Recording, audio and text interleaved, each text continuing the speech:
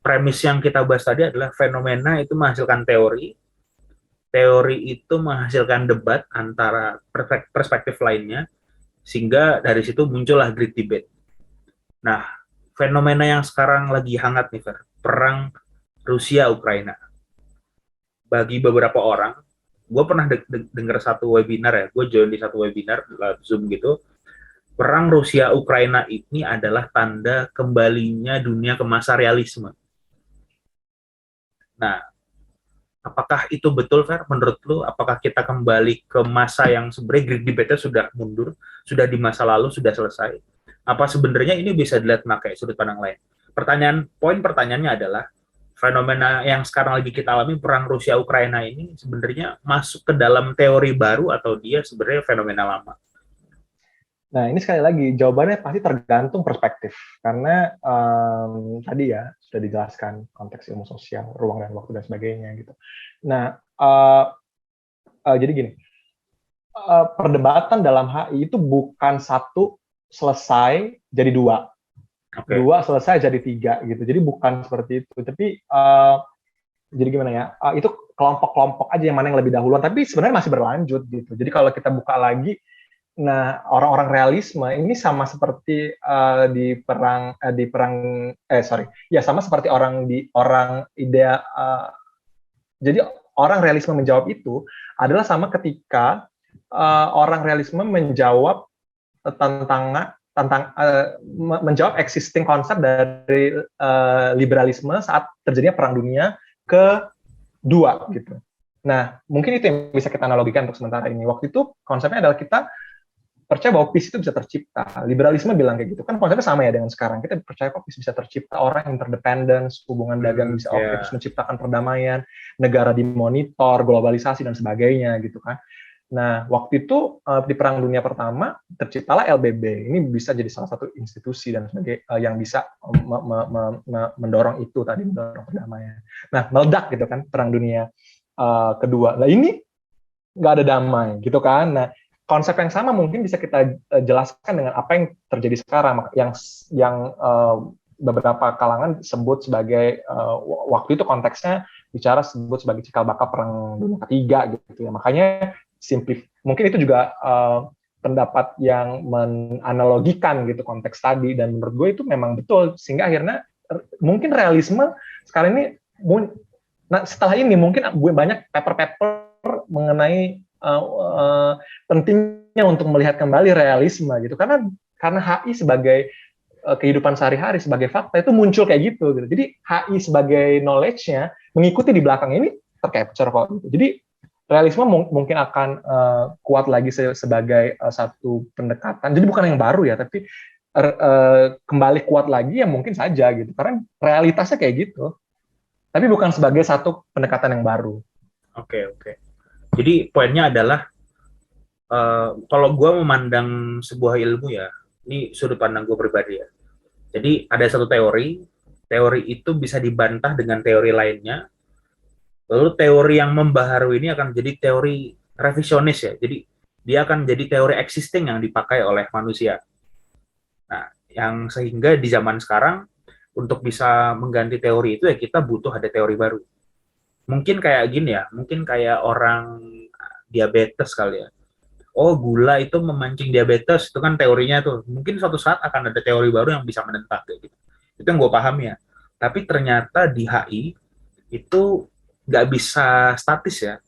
Jadi, betul, sangat betul. Great Debate 1, yang itu perdebatan antara idealis atau liberalis versus realisme, yang kita percaya dunia bisa damai, maka kita bikin institusi yang ditujukan untuk mendamaikan, gitu kan. Ternyata bisa ada revisionisnya lagi. Di Perang Dunia Kedua ada Jerman, sekarang Rusia, gitu. Jadi sebenarnya satu teori itu bisa dipakai di berbagai zaman ya. Dia dinamis, nggak statis. Bukan begitu atau gimana, Pak? Sepakat banget dengan apa yang Mas Bimo bilang ya, bahwa konteks ilmu sosial yang selalu bergerak dalam ruang dan waktu tadi itu bukan seperti ilmu alam gitu. Jadi ilmu alam misalnya teori tentang apa sih yang bumi berputar, bumi adalah pusat tata surya, kemudian ada faktor fakta baru Ya, muncul, betul. ternyata matahari adalah pusat tata surya, itu Ya. ditinggalin gitu kan. Nah kalau di ilmu sosial yang gue pahami, muncul satu konsep misalnya realisme tadi. Nah kemudian konsep yang lain akan mendominasi misalnya karena dia udah nggak sebagai fakta udah ditinggal, nggak mau di capture lagi lah oleh ilmuwan gitu karena memang udah nggak ngomongin hal yang sama gitu. Nah kemudian terjadi lagi, makanya sering kali kalau kita membaca di paper itu sering ada yang disebut sebagai revisited, jadi melihat kembali. Jadi memang sedinamis itu ilmu sosial dan teori-teori sosial gitu. Oke. Sepakat sih. Dan satu Kayaknya hal lagi tadi gue nggak bilang bahwa Rusia yang terjadi ini, konteks Rusia yang sekarang adalah Perang Dunia Ketiga ya, tapi ya, maksudnya media-media melabeli itu dan itu betul, digunakan untuk menganalogikan perang dunia apa yang terjadi di konteks HI di Perang Dunia Pertama dan Kedua. Oke, siap. Ini kayaknya perlu ada satu konten lagi, pembahasan khusus masing-masing grade debate nih, Fer.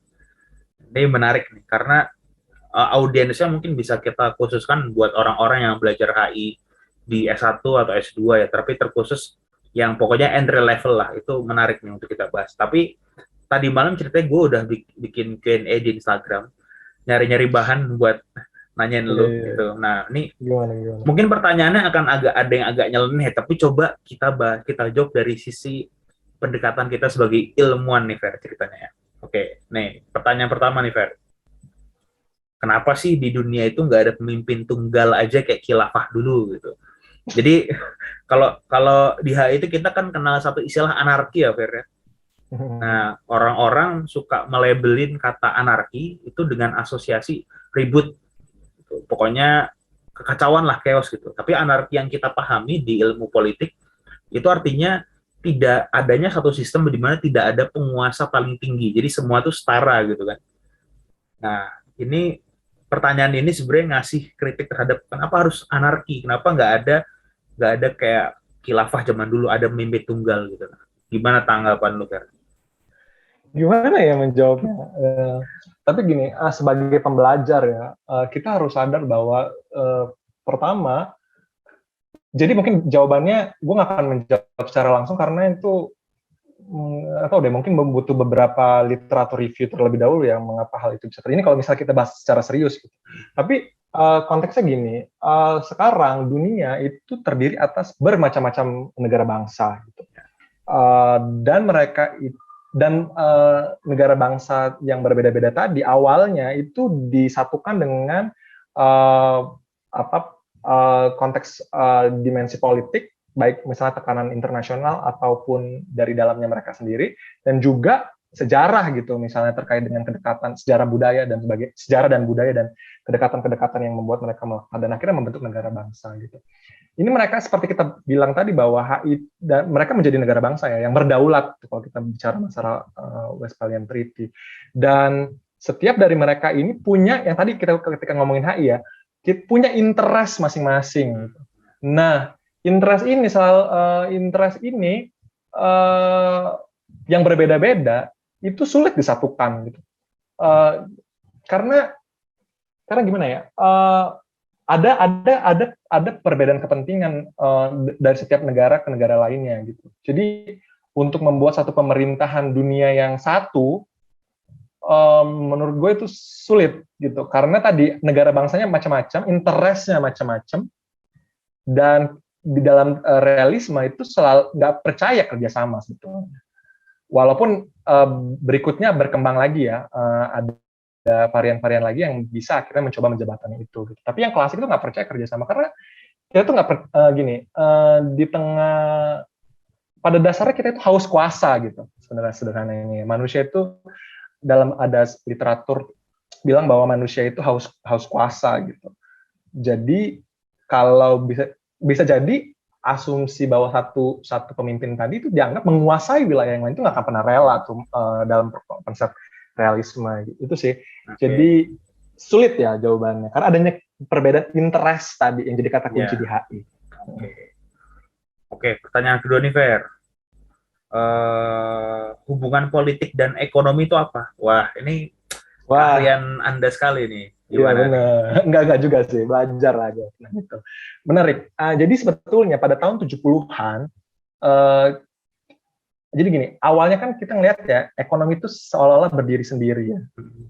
Adam Smith bicara masa invisible hand, bahwa nggak usah deh government ikut-ikut campur gitu. Sendiri pasar bisa kok ngatur. Kalau terjadi krisis ya nanti balik lagi, normal lagi gitu.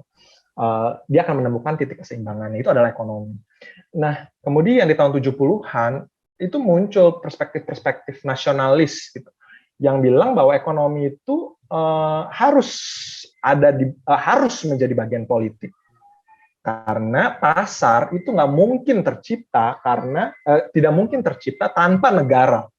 Nah, ini ada perspektif baru. Jadi muncullah disiplin ekonomi politik atau sebut juga ekonomi politik internasional. Jadi hubungannya adalah bagaimana dimensi ekonomi itu dianggap tidak berdiri sendiri di ruangan hampa, tapi ada dimensi politik sebagai dimensi utamanya gitu. Jadi tidak mungkin ekonomi itu bisa bergerak atau bisa berjalan tanpa politik. Jadi hubungannya di situ. Jadi perspektif ekonomi politik internasional itu yang pertama kali bukan pertama kali ya, mungkin sudah banyak, tapi mungkinnya yang diinstitusionalisasi lewat ilmu pengetahuan yang dikenalkan itu di tahun 70-an itu tentang ekonomi politik internasional belakangan, ekonomi politik atau ekonomi politik internasional. Jadi, hubungan antara pasar dan negara itu sama saja menjelaskannya. Itu sih. Oke. Pertanyaan terakhir nih, Fer. Jadi, ini sebenarnya pertanyaan ini harus gue kasih bridging dulu ke lu. Jadi gini, pertanyaannya adalah apa perbedaan politik dan diplomasi sebagai seni? Dan ini wilayahnya Mas Bimo nih. Karena gini, jadi di question sebelumnya gue jawab bahwa perbedaan politik praktis dan politik science adalah semua orang itu bisa jadi punya insting melakukan politik praktis, sama kayak kita berdagang. Pada saat sesuatu kita bisa lakukan tanpa memahami metodenya, itu bisa kita kelompokkan sebagai arts. Makanya di beberapa kampus luar negeri yang gue pahami, itu jurusan-jurusan sosial itu disebutnya arts. Nah, sedangkan science itu punya kebutuhan untuk dijelaskan ke semua orang tanpa mengenal apapun latar belakangnya.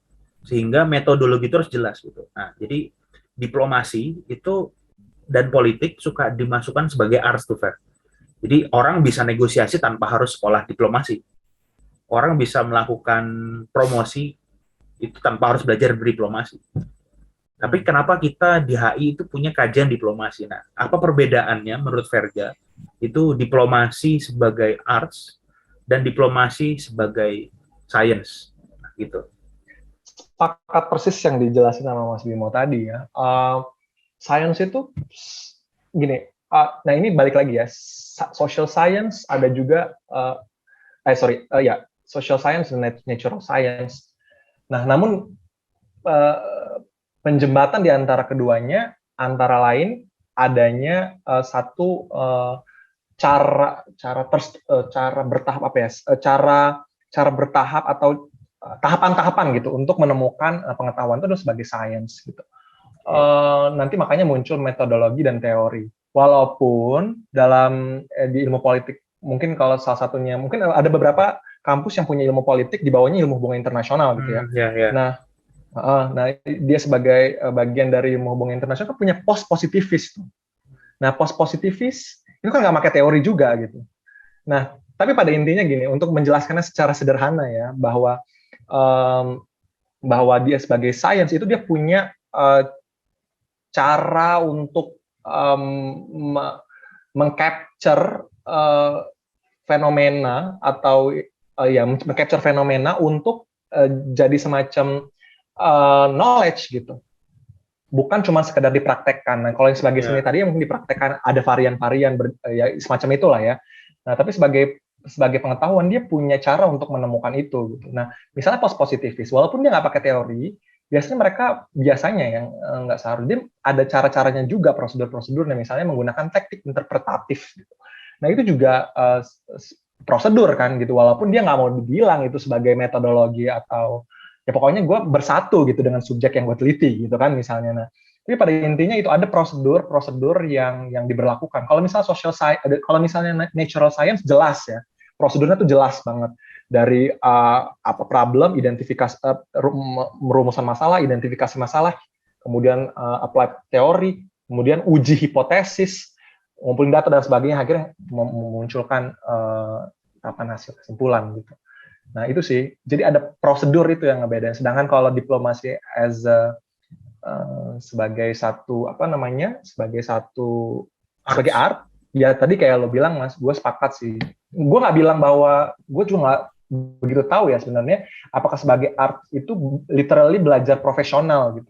Maksudnya tidak mengkaji sebagai satu yang pendekatan keilmuan yang akademis banget gitu. Nah, gue mungkin harus cari tahu juga tentang itu. Tapi yang gue tahu bahwa arts itu ya betul dia bicara masalah